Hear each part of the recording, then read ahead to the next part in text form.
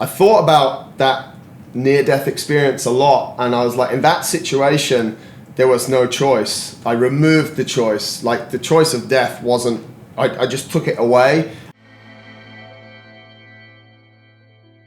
Hello everyone, welcome to the weekly show. I'm joined by Petra. Hello. And this week we are joined by a very inspirational, motivational speaker, an entrepreneur and athlete, Marcus Smith. Thank you so much for joining us. This is it. Let's see what happens if I can live up to all of those. So this time last year you're doing Dubai Fitness 30 by 30, 30 marathons in 30 days. Yeah. Correct? Fitness hasn't always been a massive part of your life. Yeah, since I was young, I guess fitness was something that was huge, and I get asked this question a lot, like, why are you so into it? And my biggest answer, or sort of one that keeps on coming around, was I remember when I was a kid, I'd just see my parents always doing sport. Like, they'd be going out for runs, they'd be doing triathlon and stuff, and you know, it's like when you're a kid, you want to do it. And then I remember one day my dad said, well, come running with us. And that's kind of where it started. So you're brought up in an environment, and I was brought up in a great environment, and I was really bad at school as well. I had no attention span. I didn't want to listen to what was going on. So I figured I better try and be good at something, and I was okay at sport. So yeah, that's how it all started. Was this in the UK or in Dubai? That was actually here in Dubai. I moved to Dubai when I was 4, just turning 5. So yeah, where there was not really much, well, it's not like it is now, this beautiful view you guys have got here. It was very different, but you know, and this is the thing, we could still go outside, and I would always find a wall and have a football and just kick it against it, or go running up and down the street and just have fun. And I would cause mayhem inside, so Mum would always say, just go outside. So I was outside a lot playing, and I just played sport the whole time. That's insane. And all that led up to the 30 marathon. Yeah, 30 days. yes. Tell them how that transition That's happened. kind of an interesting one, and how long have we got? But like, you know, I love sport all the way through school and university, and I played rugby to a high level. And when I stopped playing rugby, 2 weeks after I stopped, one of my friends called me and he said we should run a marathon. And immediately I was like, yeah, this is a great idea. I'd never run a marathon, but I always liked running. And this was in 2009, so going into 2010, I had 4 weeks to prepare for Dubai Marathon in 2010. And I was like, yeah, there's loads of time. Yeah, it was ridiculous. And I was like, yeah, I know a bit about this. We'll do a few longer runs. So we started with the long runs, and we literally ran from Media City to the flagpole, and then the next week from the flagpole back to Media City. And then I ran every frond on the palm for my long run. So that was like 30K. I was like, yeah, I'm ready to do this. And I got on Google, and I'm like, sub 4 hours. I figured out that sub 4 hours was a pretty reasonable marathon time. So I was like, well, I'm going to run it sub 4. Long story short, I didn't. It was a nightmare, and I was like, I'm never going to do any more of this stuff. No. It's ridiculous. Were you completely discouraged? Yeah, I was discouraged. I played professional rugby for a long time, and I actually just in 2009 I played in the Rugby World Cup Sevens, and massive high and all of this stuff, and you sort of go looking for these things. And it was only a few months later that I was like, I'm not happy with that. I'm not happy with that failure. So yeah, and I was doing a lot of CrossFit at the time, and I've always liked running. I've always liked being able to just say, like, a couple of friends, do you want to go for a 5K run, 10K run, 20K run? I never cared. I always liked just to be able to do it. And then I sort of looked around ultra running, ran another marathon, and I found a few people sent it to me, this thing called Marathon des Sables, which for people that don't know is a 250K race across the Sahara Desert. Probably the most intense thing you could possibly do in your entire life, by the way. No, it's Isn't not that it bad. considered the most challenging foot run? It's marketed the toughest foot race in the world or something like that. And it's quite hard. It's quite across hard. the Sahara. It's quite hard. You carry everything except water. You get given water along the way, but it's rationed, and so you have your backpack for 7 days. You're out there. You sleep outside on gravel. It's quite tough. And I started reading about it. I was like, I've got to do this. Like, I've just got to do this. It just sounded like the most amazing adventure. And yeah, I was a bit sneaky. I pre-registered myself, and I pre-registered one of my friends. And he called me up, he said, have you registered me for this thing? And I was like, no, I haven't done anything. And then a few days later, he sort of got me back, and he registered me for a race, actually, that was in Oman. That was a 300 kilometer non-stop race. Marathon des Sables is quite easy because you just run like 40k every day or 50k, and then on the long day you run about 90k, but you get to stop and you get to sleep. So it's quite straightforward. It's all relative. Yeah, it's all quite relative. But this race in Oman was like a non-stop 300k race, and actually it was my first ultra, and I failed it at about 160k. I was hallucinating, and I just wasn't good enough. I wasn't strong enough. I wasn't good enough, and that's when I realised that this running really has something, and it sort of ticked the box of fitness and sense of adventure. And I've not really stopped. I've done like 4 or 5 different ultras this year, and 30 marathons. But we started covering your story last year, but actually I think your story started long before that. You were involved in kind of a life-changing accident, if I'm not wrong. Yeah, I was. And you know, a lot of people say, why did you do 30-30? Was it on your bucket list? And it wasn't. I really don't have any bucket list, but in February of 2018 I was trying to set a world record in ultra cycling. I do things a little bit extreme. So much going on here. I'm so lost. Like we're all over. Sorry guys, just try and get it all in. And I got hit by a truck, and I nearly died. I was on the side of the road in from Dubai to Sharjah on the Kalba road, and I hit a wall at 54 k's an hour, which on the impact broke my left shoulder, 7 of my ribs. And that was all fine, like the bones is not a massive problem, but what was more life-threatening was I punctured my left lung. So on the impact, the lung just, if it was a ball, it just kind of goes, and then it collapses. And you can't breathe. And then you're halfway between Kalba and Dubai, or Sharjah, and each one is about an hour and a half away. I was literally right in the middle. It was like the perfect place not to be. I was with 3 friends, but they were helpless because it was just too far from anywhere. Right. And sorry, where was the truck? The truck stopped, and the truck driver got out. But again, like no one could do anything. There was blood coming out my mouth, and you know, it's like everyone's kind of being winded, and it's like that times 10. That's terrifying. And then I realised where I was. So I'm an hour and a half from the hospital at Kalba. So I'm going to take an hour and a half to get the ambulance. It's an hour and a half from Sharjah. I'm like, wow, I'm not in a good place.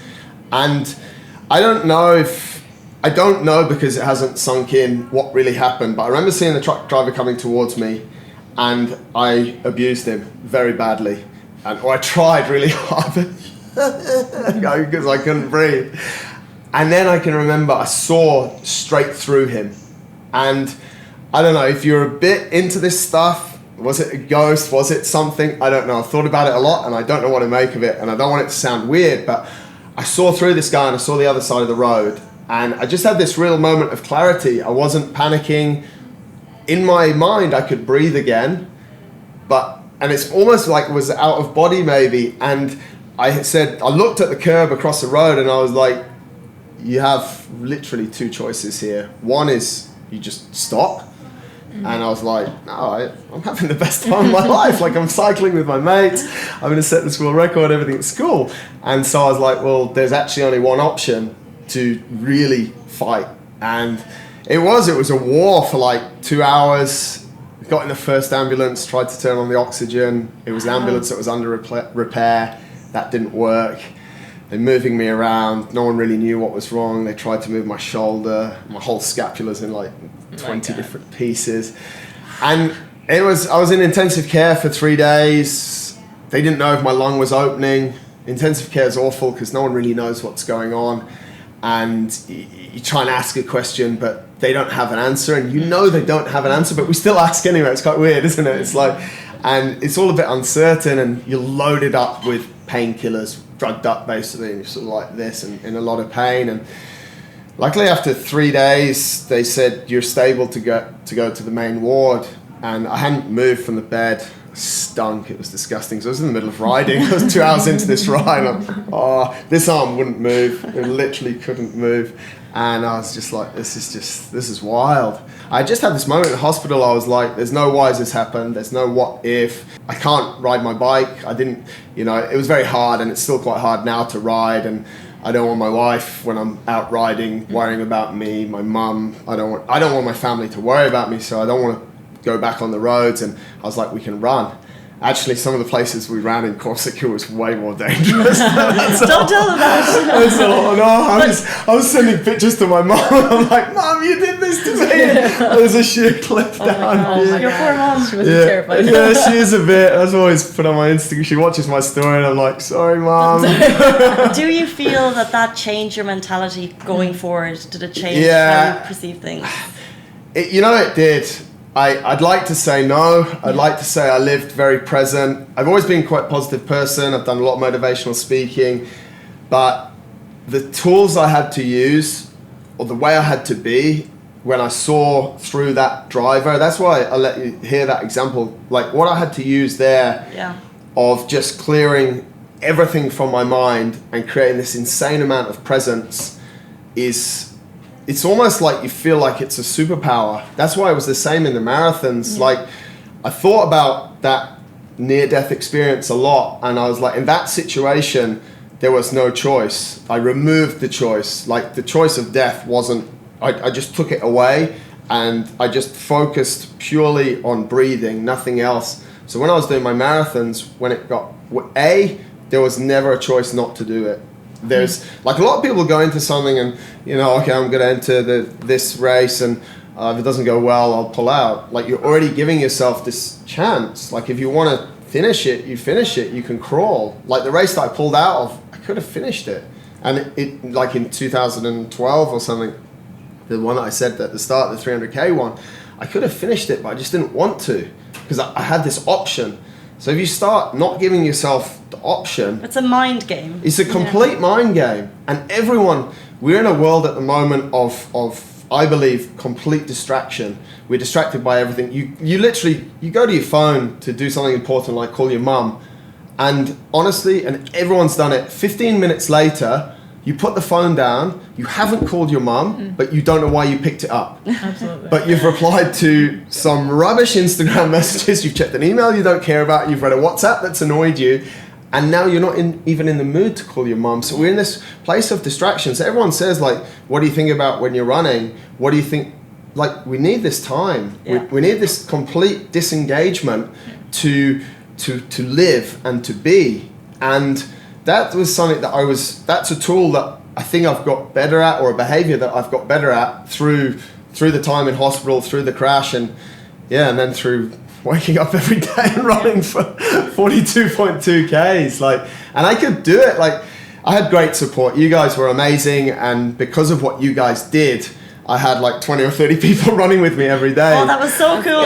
All of Dubai came out and joined you. I'm sure you guys all saw the coverage. It was class. It was just amazing. And we were talking about it before we were recording, like the support I got from key bits of media like you guys was just amazing, because it just made it, in one way it made it so easy, but sometimes I had like 20 or 30 or 50 people running with me, and I'd still have to create this. I'd be in so much pain, but I'd have to have this conversation, and you have to create this sort of presence and this being now that, we worried too much about tomorrow or yesterday or this. Like, we want to live now. Like, right now, all I can think about is this great conversation we're having. Well, I'm having a good time. Hope everyone else is. But you've got to put it in, and I think we're not really good at that anymore, and we're just so distracted. So that's a massive skill, a long-winded answer to your question, but that's a massive skill that I've learned. And what about your work life? Kind of, you mentioned you're an entrepreneur, motivational speaker. Where does your work passion lie? Like, what gets you up every morning? Yeah, it was quite interesting. I did about 10 or 12 years in sort of with Adidas and worked with Nike. And I realized when I was quite young that wasn't going to be forever. I got a lot of satisfaction out of helping people, but I knew I needed a lot of tools to do that. So Adidas was like university for me. Thanks for paying for me to do that. Actually, did they? No, but I just learned everything that I needed to. So then when I was about 30, I set up Inner Fight in 2008. And people were just coming to me and saying, "Oh, can you help me with this challenge?" And I just found it very fulfilling, just helping someone. So it's a really well-known gym in Dubai, guys. Yeah, if you're not aware. Yeah, quite popular. Big Rossi goes there. Yeah, Big Rossi comes sometimes. No, he does a good job. But yeah, and I was like, if I find something they always say, if you find something you're super passionate about, it's not like working. Listen, Sure. there's certain parts of running my business and have a food business, Smith Street Paleo with my wife. There's certain parts of that are super challenging. I don't like 100% all of the tasks, and luckily I'm now in a position where I've employed people to do the tasks that I don't like. But I just love the fact that people will come to us. We're in a very unique position in that people will come to us and entrust us with their body.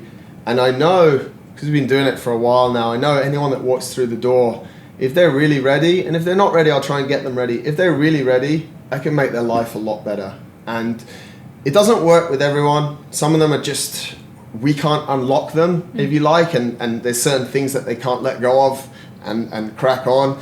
But a lot of people, we've just, through running, through just helping them eat better, just by being, just a lot of people just want to be listened to, you know, and they don't want to go to a fitness center or a personal trainer, and like they don't care about what that personal trainer did this morning to get his biceps so big. Like, that's not interesting. They want the personal trainer to ask them how they are, and we got to try 100%. and that's our job.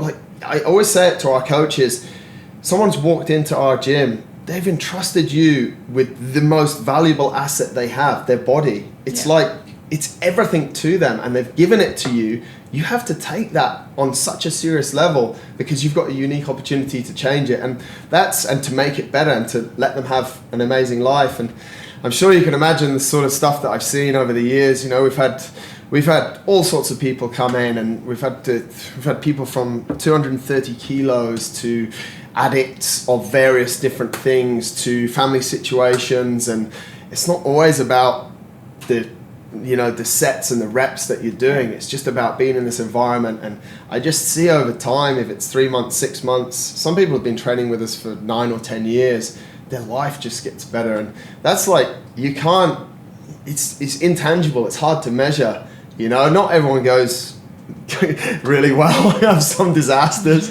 but you know, when you start to see that, it's just amazing. And I wake up every morning, I'm like, yeah, I've got another chance to do this today. Why paleo above other fitness nutrition plans? It's a very, very good question. And it literally comes out of, it was in about 2004 when I first started doing CrossFit, and there was this link between CrossFit and paleo. And I was like, yeah, this kind of makes sense, less processed food. And to be totally honest with you, I had quite a sweet tooth. So I could easily do like 2, 3 or 4 Mars bars a day. I was never out of shape, but I was just eating all the sugar, and I knew it was bad.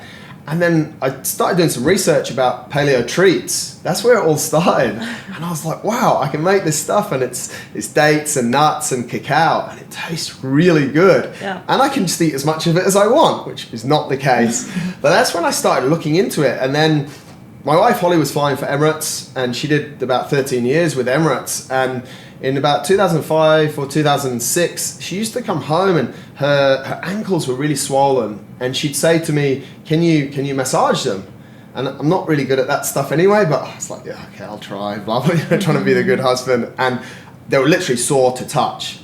And I was like, this is weird. Like, there's something going on with the flying. Did some more research, and basically we both moved to a paleo diet.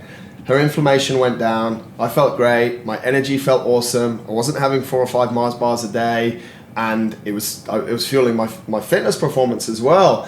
And Holly's a very good cook. She always has been, and she started experimenting with stuff. And fast forward to sort of 2015, and we set up Smith Street Paleo. And all it is just, it's unprocessed natural food. We kind of, in simple terms, if you can grow it or if you can kill it, then you can eat it, and if not, you probably shouldn't be eating it. So it's not as strict as it's not. make it I mean, that isn't paleo, but I guess, you know, if you follow something 90% of the time, then, you know, you're doing pretty good.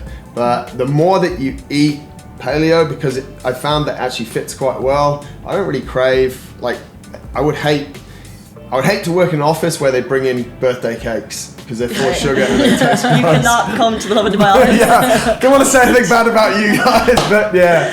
It's a constant that you can. Yeah, exactly. But it's Okay, to finish up, we just have a good question that we were talking about earlier. We've never asked this before, but it's something that's really interesting. Yeah. Do you want to? Yes. So if you could have a dinner party with 3 people that you look up to the most, dead or alive, is what we decided. yeah, Who would these 3 people be? it's difficult. Why? And Who why? and Yes, why, yeah. And why? So I normally get businessman, sports person, and to be honest, if it was my last dinner, I'd have dinner with my parents, my sister, and my wife. Like, I don't care about anyone else. If I had to, so we'll take them out. So they're number 1. We'll take them out the This way. is like a grand dinner party. Yeah. Maybe there's 2 But tables. you know, but I've never been much into celebrities and people like that. There are some people I look up to though, or I think have just done something amazing. I think Richard Branson in Business and Life, absolutely inspirational.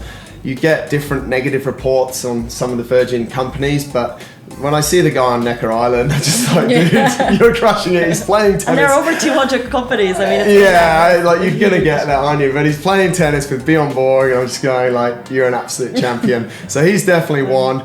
From a sports point of view, Roger Federer is just such an amazing sportsman. He's done something incredible. There's a lot of different sports people. I'd love to get Lance Armstrong round the table because he was someone that I did look up to for a long time because I love cycling, and obviously like with the drug scandal, it's just That's a very good one, I think. Yeah, really yeah. good. You know, I'd just like to. I still listen to his podcast. I've watched all the documentaries again with the documentary What's the Motive and stuff. So he's definitely someone. And then someone else that I'd get is.